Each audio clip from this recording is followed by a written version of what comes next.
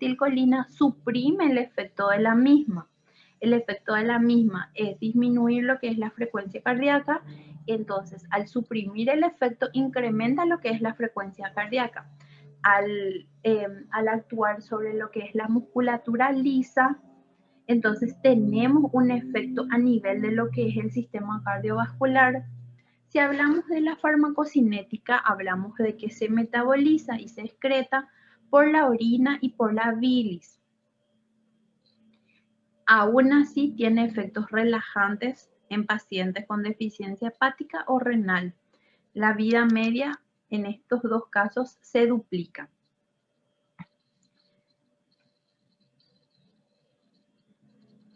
Bueno, ¿en qué casos nosotros vamos a indicar este tipo de fármaco?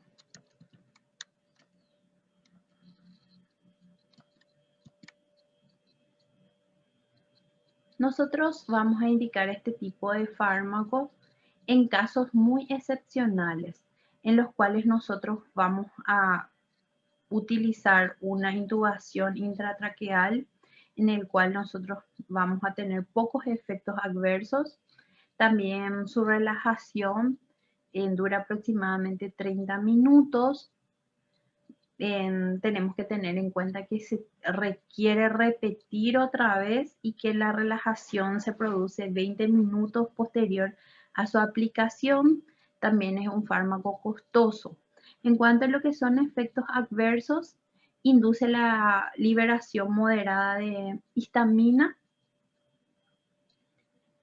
Puede utilizarse en pacientes con daño hepático y renal. No debe administrarse en este caso en animales obesos. Si vamos a utilizar en pacientes con daño hepático y renal, vamos a tener en cuenta que vamos a utilizar con precaución. Produce hipersalivación, debilidad muscular y una depresión respiratoria.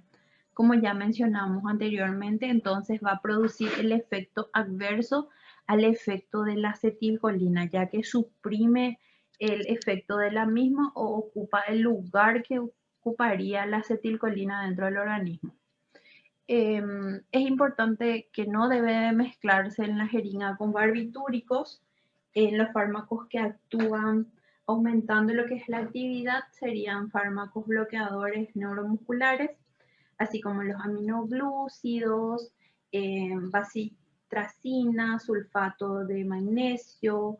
Ya hablamos también de la polimixina B, el isoflurano y alotano. Entonces son fármacos con los cuales, si vamos a asociar, vamos a utilizar con cierta precaución.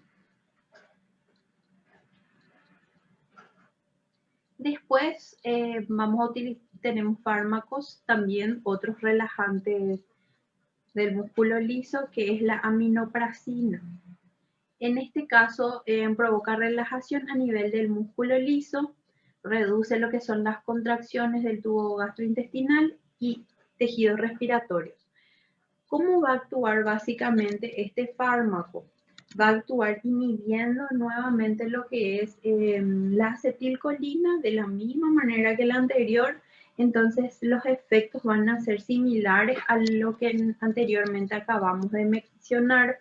Entonces vamos a tener mucho cuidado también en animales con enfermedades cardíacas, renales y hepáticas. No debemos de administrar en conjunto con órganos fosforados, cualin o pectina, y tampoco tenemos que administrar en unión, o tenemos que administrar de manera conjunta con los fármacos que anteriormente acabo de mencionar, en su mayoría casi todos los antibióticos, tanto los aminoglúcidos como lo que es la polimixina B. Entonces no deberíamos administrar con este tipo de fármacos.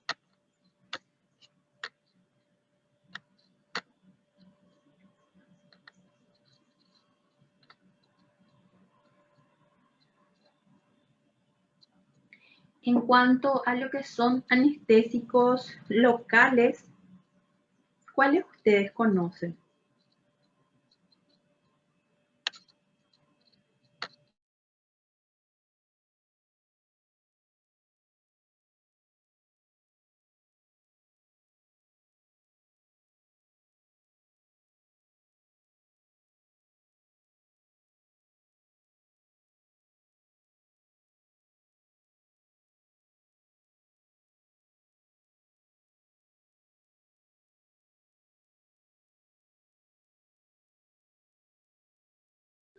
¿Algún fármaco que ustedes conozcan de aplicación o algún anestésico local?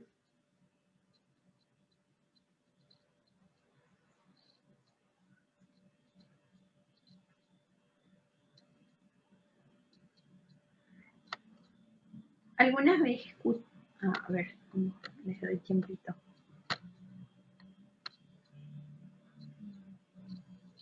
Muy bien. Sí, súper luego. Es uno de los fármacos, la benzocaína, la lidocaína. Entonces son fármacos muy utilizados. Y vamos a empezar a describir. ¿Qué idea a ustedes les viene cuando nosotros decimos anestésicos locales? ¿Y qué diferencia hay entre los anestésicos locales y los que acabamos de mencionar, lo que acabamos de describir?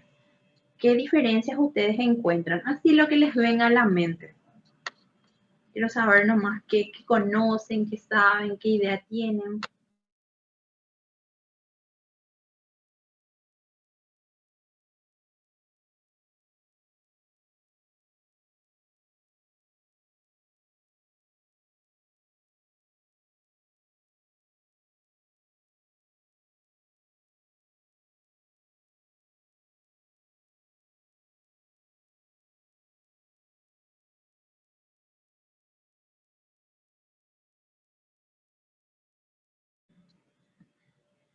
Muy bien, entonces actúan en un lugar específico. Excelente. Ahora vamos a ver nosotros ciertas variaciones y ciertos efectos que podemos encontrar en ciertos órganos que se encuentran con un efecto de este tipo de fármacos. Hace rato mencionamos un poquito, pero ahora vamos a volver a mencionar. A ver, voy a leerles un poquito. Sí, súper. Acá la compañera contesta que bloquean funciones autónomas. Bueno, es bastante largo la descripción, pero me gusta que nosotros analicemos esta parte. Son sustancias que actúan de manera directa sobre lo que son nervios sensoriales y motores al producir pérdida de la sensibilidad a nivel local y temporal. Muchas veces se produce pérdida de la capacidad motora. ¿Qué datos nosotros tenemos sobre este tipo de fármacos? Sobre este tipo de anestésicos en líneas generales. Se utiliza como anestesia local para describir pérdida de la sensibilidad sin acción a nivel del sistema nervioso central. Nosotros tenemos que se utilizó o se empezó a utilizar de manera inicial con la cocaína de manera científica para ver qué efecto analgésico tenía y si se podía realizar ciertos procedimientos quirúrgicos rutinarios para pacientes que de repente no cooperaban y si se producía una analgesia local muy difundida o no, o había que añadirle otro tipo de anestesia que sea absorbida más rápidamente, en el cual haya un tipo de interacción a nivel del torrente sanguíneo, o si se debería de inyectar de manera intravenosa. También, por lo general, este tipo de anestesia se utiliza para lo que son bloqueos a nivel de lo que son las fibras sensoriales y motoras. Utilizamos para anestesia paravertebral o epidural, en donde se comprueba que hay bloqueo a nivel de lo que son las fibras del sistema nervioso autónomo de la región. Como la compañera había mencionado, que hay un efecto sobre el sistema nervioso autónomo. Cuando nosotros hablamos de que el bloqueo se produce de manera reversible, hablamos de que la pérdida de los efectos anestésicos se produce en poco tiempo, muchas veces en un tiempo menor al tiempo requerido para lo que es los procedimientos que nosotros queremos realizar. Entonces, tenemos que saber la combinación que vamos a realizar y para qué procedimientos vamos a utilizar este tipo de anestesia específica. ¿Para qué tipo de procedimientos ustedes utilizarían este tipo de anestesia? ¿Qué les viene a la mente?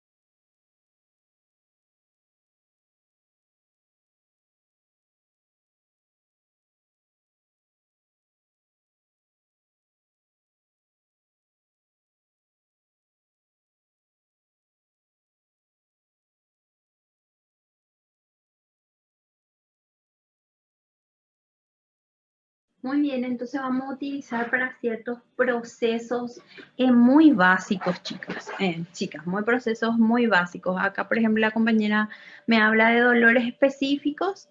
Por ejemplo, se utiliza para tratamientos locales como extracción de ciertos cuerpos extraños a nivel de la piel o a nivel tópico, y vamos a mencionar otros también. Ciertos bloqueos que se utilizan para cesárea, por ejemplo, lo que vamos a utilizar bloqueos nerviosos utilizando estos fármacos. Bueno, se va a cortar en la brevedad, así que vamos a reconectarnos nomás otra vez rapidito con el mismo link. En cuanto a la clasificación, vamos a hablar de una clasificación química. Existen dos grupos. En un grupo que es derivado del éster, en el cual nosotros hablamos de lo que es la procaína, tetracaína, clorprocaína, y hablamos de otros grupos que son, por ejemplo, el derivado de la amina, que es la lidocaína, la bupicaína. La mayoría de los anestésicos locales tienen estrechas relaciones químicas entre sus grupos.